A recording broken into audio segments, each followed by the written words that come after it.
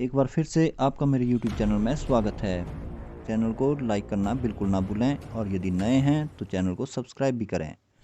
आज का विषय है एक नियम से संबंधित प्रश्न उत्तर।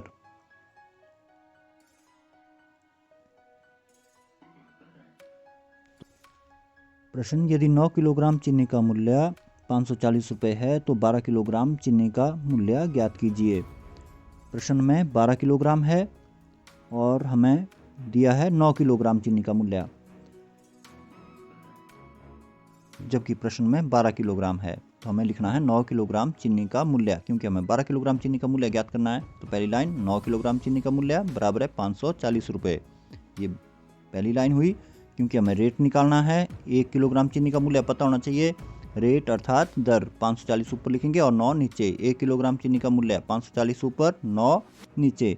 जो लेफ्ट में है वो नीचे लिखनी है और जो राइट में हो नंबर वो ऊपर लिखना है। अब 1 किलोग्राम चीनी का मूल्य कम, तो हमने भाग किया। 12 किलोग्राम चीनी का मूल्य ज़्यादा होगा 1 किलोग्राम की चीनी के मूल्य की तुलना में।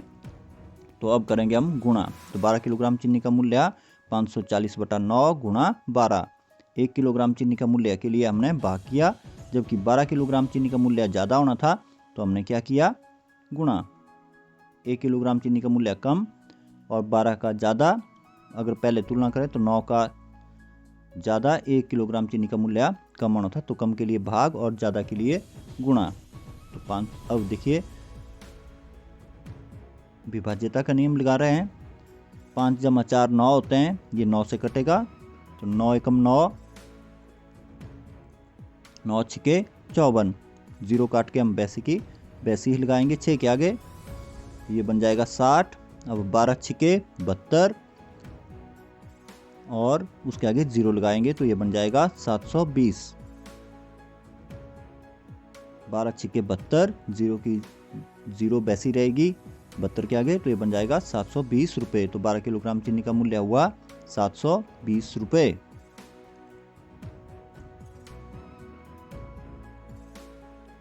अगला प्रश्न, यदि 9 किलोग्राम चीनी का मूल्य 540 रुपये है तो 720 रुपये में कितने किलोग्राम चीनी आएगी।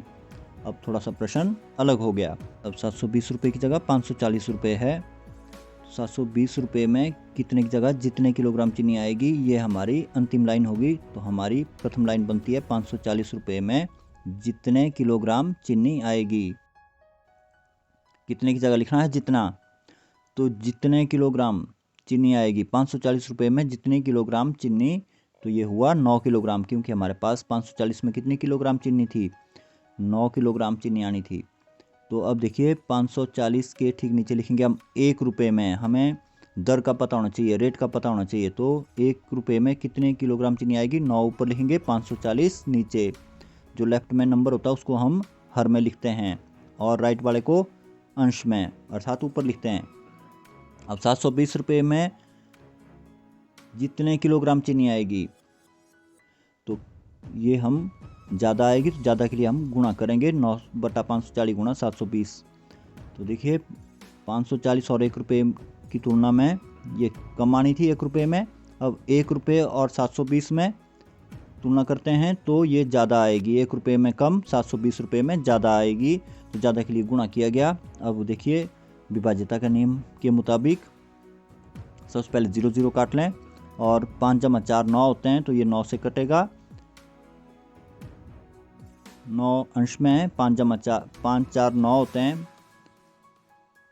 तो ये हम सबसे पहले 0 0 काट रहे हैं। अब 9 के पाड़े में 54 भी जाएगा, क्योंकि 5 जमा 4 9 होता है और 9 से कटेगा तो 9 छिके 54। अब 6 और 72 ये भी कटते हैं, 6 एकम 6 12 छिके 72 या 6 एकम 6 एक हासिल एक आगे जाएगी, तो ये बन जाएगा 12, 6 दूने 12 या 12 छिके 72, इस तरह से भी काट सकते हैं। तो ये 12 किलोग्राम चीनी आएगी। 720 रुपये में कितने किलोग्राम चीनी आएगी, 12 किलोग्राम।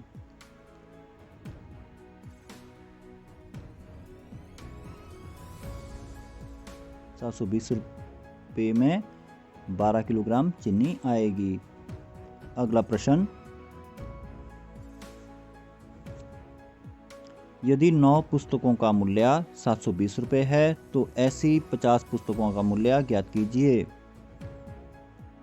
हमें प्रश्न पर ध्यान देना है कि क्या ज्ञात करना है। हमें 50 पुस्तकों का मूल्य ज्ञात करना, तो 50 पुस्तकें हैं तो यहाँ पर 9 पुस्तकें हैं, तो 9 पुस्तकों का मूल्य, ये हमारी प्रथम लाइन होगी। 9 पुस्तकों का मूल्य बराबर है 720 रुपये। अब रेट का पता होना चाहिए, अर्थात एक का या दर का पता होना चाहिए। एक पुस्तक का मूल्य 720 ऊपर रहेगा और 9 हर में जाएगा। एक पुस्तक का मूल्य कम, कम के लिए हमने भाग। अब 50 पुस्तकों का मूल्य एक की तुलना में ज़्यादा होगा, तो 50 पुस्तकों का मूल्य क्या करेंगे हम, ज़्यादा के लिए गुणा। तो 720 बटा 9 गुणा 50। 9 और 1 की तुलना करें तो कम था, एक पुस्तक का मूल्य कम होना था, कम के लिए भाग। अब 1 और 50 की तुलना करेंगे तो यहाँ पर ज़्यादा बनता है। 50 पुस्तकों का मूल्य ज़्यादा होगा, ज़्यादा के लिए क्या किया गया, गुणा। कम के लिए भाग, ज़्यादा के लिए गुणा। अब 9 और 72 काटिंग करने के लिए 9 एकम 9, 9 अठे 72, 7 जमा 2 9 होता है। ये विभाज्यता का नियम भी है। तो जो 9 से भाग होने वाली राशि हैं उनका में अंकों का योग कितना होना चाहिए, 9 18 आदि। तो 9 अठे 72, 0 काट के 0 ही रहेगी, 8 के आगे लिख लिया 0, ये बन गया 80। 8 पंजे 40, हमारे पास 2 0 हैं ऊपर अंश में, तो उनको भी लिख लिया 40 के आगे, तो ये बन गया 4000। तो 50 पुस्तकों का मूल्य 4000 रुपये।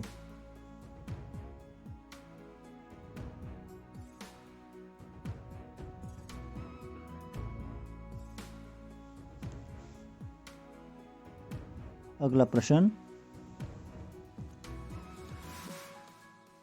यदि 9 पुस्तकों का मूल्य 720 रुपये है तो 4000 रुपये में कितनी पुस्तकें खरीदी जा सकती हैं। अब देखिए 4000 रुपये में कितनी पुस्तकें खरीदी जा सकती हैं। हमारे पास यहाँ पर आएगा 720 रुपये में जितनी पुस्तकें, कितनी की जगह लिखेंगे जितनी पुस्तकें खरीदी जा सकती हैं। जैसा प्रश्न वैसे ही प्रथम लाइन होगी, इस बात का ध्यान रखना है।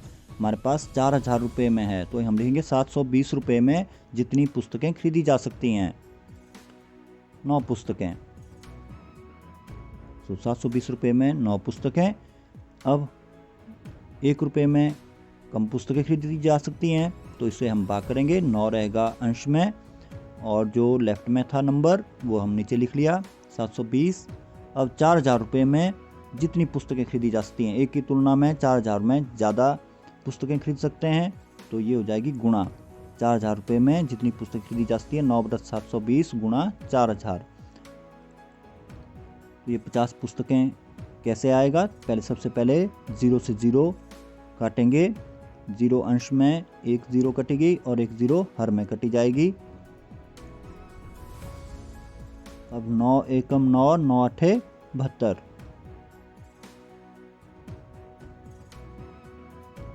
और 8 और हर का 8 और अंश में 40 है, 8 पंजे 40,